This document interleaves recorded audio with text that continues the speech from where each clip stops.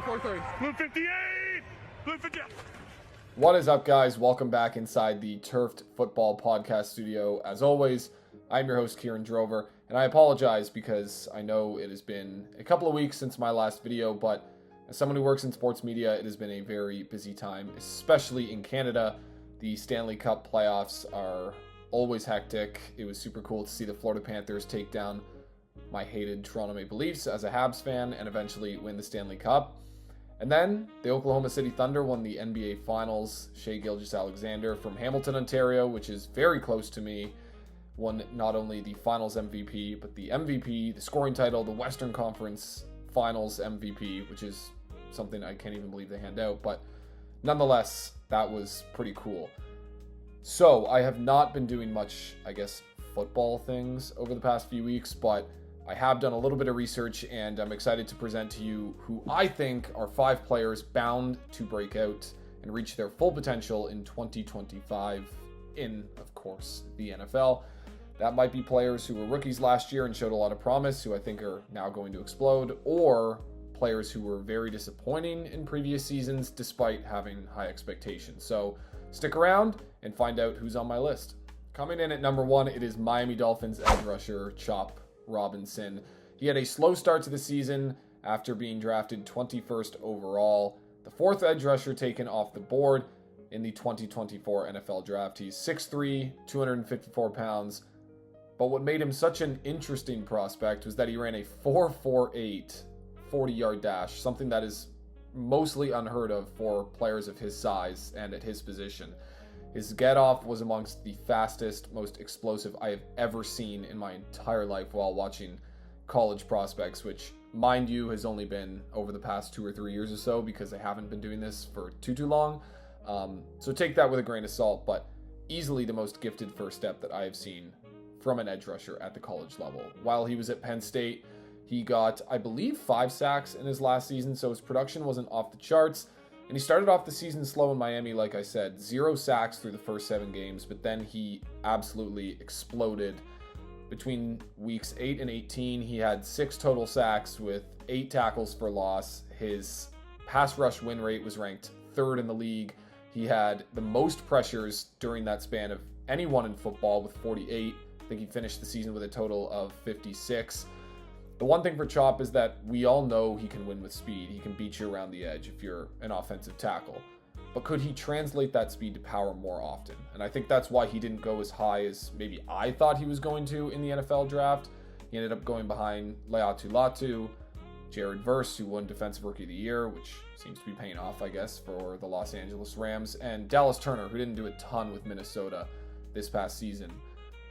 If Chop can continue to add those power moves, which we saw him do between weeks 8 to 18 after he had that slow start, I think he is going to dominate opposing tackles moving forward. Chop is on this list because he got so good in the back half of the season, and I think he's going to be able to carry that momentum through to next season as Jalen Phillips is healthy, as Bradley Chubb is healthy. They added Kenneth Grant at defensive tackle with the 13th overall pick in this year's draft. And of course, Zach Sealer is back. And I really like Jordan Brooks as the off-ball linebacker. Nasty front 7. I think Chop is actually the best player in it. Look out for him to be a stud on the defensive side of the ball. And my bold prediction, at some point in his career, an All-Pro. Second on the list is everybody's favorite tight end, Kyle Pitts. I'm just joking. It's his partner in crime, Dalton Kincaid from the Buffalo Bills, who had a very disappointing season despite high expectations entering 2024. Now, in Kincaid's defense, he was dealing with multiple knee injuries. He missed 4 games, and his MVP quarterback couldn't hit the broadside of a barn door when targeting him. His 88% catchable target rate in 2023 while he was a rookie was amongst the best in the league, but that dropped to 66% last season, and all the way to 35% when Allen targeted Kincaid 10 or more yards downfield. So the two just really were never on the same page. Obviously, the injuries didn't help. The silver lining, however, Kincaid's 0.31 targets per route run ranked best in the league amongst tight ends who ran at least 200 routes. And Dawson Knox, who definitely has a strong connection with Josh Allen after being there for 6, 7, 8 years, both on and off the field, saw a career low 33 targets last year, all despite Dalton Kincaid having missed 4 games. So even though Josh wasn't necessarily accurate when throwing Kincaid's way, that didn't stop the Bills from at least targeting him. They traded up to get him with the 25th overall pick in 2023. They want him to be the focal point of their offense. And outside of drafting Keon Coleman last year, who isn't really a target machine, and Josh Palmer, who hasn't been a huge producer in his career, and then adding Elijah Moore to a 1-year, $5 million contract, the Bills still want Dalton Kincaid to get the football. Defenses did a really good job, at least early in the season, of limiting his production by funneling their schemes his way. Didn't really know how else to put that. But basically having their attention on Kincaid, and that worked for them. Kincaid didn't really do a whole lot outside of catching screen passes behind the line of scrimmage, but he's still a very fluid route runner. He's very dynamic with the ball in his hands. He does catch a lot of those screens, and he does have some yak ability.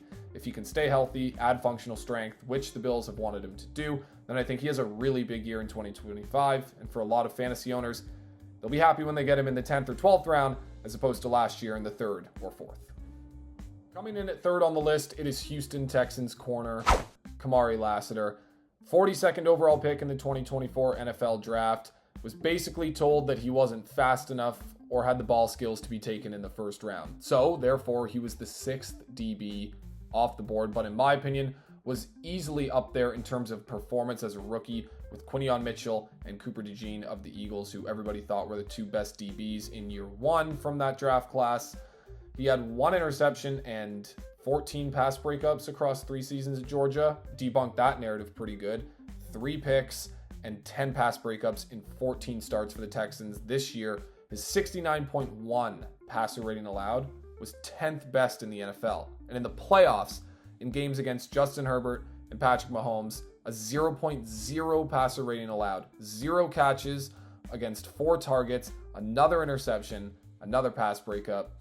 To play corner in the NFL, it's about a lot more than, hey, can you go stand at the goal line and run 40 yards as fast as possible, please? Are you smart? Are you instinctual? Are you fluid in coverage? Do you have transitional quickness? Can you flip your hips on a dime when you see something in front of you? Can you play man? Can you play zone? I personally think he can do all of those things at a pretty high level. We saw that when he pretty much dominated opposing receivers as a rookie. He only got better as the season went along. The Houston Texans defense is set up to be very successful for a long time. They've got Derek Stingley at 24 years old. They've got Will Anderson at 23. Danielle Hunter is still performing at a very high level. They had the 4th best defensive EPA per play last year, which I think is the best overarching metric in terms of evaluating how good a defense is. For those of you who do not know what that stat is, I suggest looking it up online because it is a huge analytic that a lot of people use now. The Houston Texans are going to have a top 3 to 5 defense in the NFL. They already did. It's only going to get better. Kamari's only going to get better. Definitely look out for him when your team is facing the Texans next year because he will absolutely lock up your favorite receiver. No doubt about it. Number 4 on the list is Green Bay Packers off-ball linebacker Edgerrin Cooper. 6'3", 230 pounds. He's super long, athletic, explosive, very fun to watch. He runs a 4.51 second 40-yard dash. Has an 80-inch wingspan, which ranks in the 92nd percentile amongst off-ball linebackers. 6th in Defensive Rookie of the Year voting a year ago, with 87 total tackles, 13 tackles for loss, 3.5 sacks. He only played 55% of Green Bay's defensive snaps. He wasn't even one of their starting linebackers until the final 3 weeks of the regular season and in their lone playoff loss to the Eagles. It's a position that has seen its value diminish, at least when it comes to contracts and free agency or draft position. He was 45th overall. This year, the first off-ball linebacker off the board, I think, was Jahad Campbell to the Philadelphia Eagles at 31. But when you get an impact stand-up linebacker, they really can have a significant change on the game. Roquan Smith, Fred Warner. In fact, I think he has a lot of similarities to Fred Warner. His havoc rate last year amongst defenders who played at least 300 defensive snaps, first at 4.5%. The havoc rate is the percentage of plays where a player gets either a tackle for loss, a forced fumble, an INT or interception, a pass breakup, or a sack. and he only played 55% of his team's defensive snaps. I think he has a legitimate shot at being the most productive stand-up linebacker in football next year, and could potentially be an All-Pro. And last but not least, the breakout I am rooting for the most, quarterback Bryce Young for the Carolina Panthers. Last year, things got so bad for Bryce that when Andy Dalton became the starter, and in Week 5 they were getting blown out against the Chicago Bears, and multiple Panthers linemen were hurt, they pulled Andy from the game and threw Bryce into the fire. Afterwards, they said, "We were trying to protect Dalton." By throwing the former first overall pick at, I think, 23 years old back into the game, that goes to show how little confidence they had. Eventually, Bryce came back, and after the Panthers bye week and a couple of starts under his belt and a win in Munich against the Giants, he exploded. Before the Kansas City start in Week 12, 5 starts, 820 yards, 5 touchdowns, 6 picks, and a 60.1% completion percentage. Abysmal. No improvements from the rookie year. But the Kansas City game and beyond, 7 starts, 61.5 completion percentage, 1,583 yards, 16 touchdowns, 3 interceptions. That's a pace for 3,844 yards, 39 touchdowns, 7 INTs. You could argue that no one in the NFL made a more significant midseason improvement last year than Bryce Young. His 8% big-time throw rate ranked first in the NFL between weeks 8 when he came back to the end of the season. 22 big-time throws, that also led the NFL. He looked like he was not only comfortable and confident in the pocket finally, but he was starting to trust the system, trusting what he saw, what he read, what he understood, and pulling the trigger, and his playmaking ability was off the charts.